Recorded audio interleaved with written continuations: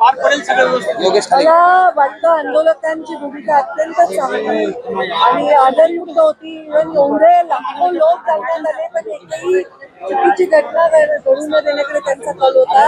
आजही दीपक कोराळेंनी त्यांचे मुद्दे मांडले. सन्माननीय मुख्यमंत्री महोदय त्यांच्याशी अत्यंत विस्तृत ऑन रेकॉर्ड ते बोललेले आहेत आणि मला वाटतं असं एवढं सहज उपोषणकर्त्यांची मुख्यमंत्री महोदय बोलत नाही पण पहिल्यांदा बोलले कारण धनगर आरक्षण हा विषय त्यांच्याही जीवाच्या अत्यंत जवळचा आहे.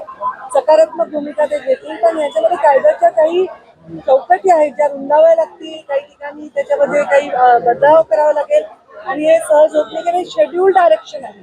शेड्यूल ट्राईब आणि शेड्यूल कास्ट हे आरक्षण राज्याला देण्याचा अधिकार नाही आहे घटनात्मक. त्याच्यामुळे त्याच्यामध्ये काही चर्चा करणं हे आवश्यक आहे तज्ज्ञांशी, ॲडव्होकेट जनरलशी. सुप्रीम कोर्टात सुद्धा एक विषय आहे तिथेही आपली भूमिका मांडणं आवश्यक आहे.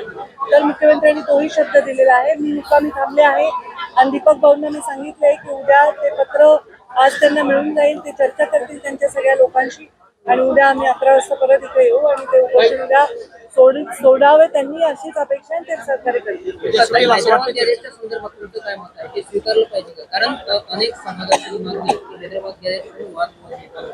आता माझा सध्या हा मुद्दा फक्त धनगर आरक्षणाचा. हैदराबाद गॅझेटवर जे ऑलरेडी बोललेले ते रेकॉर्डवर आहेच.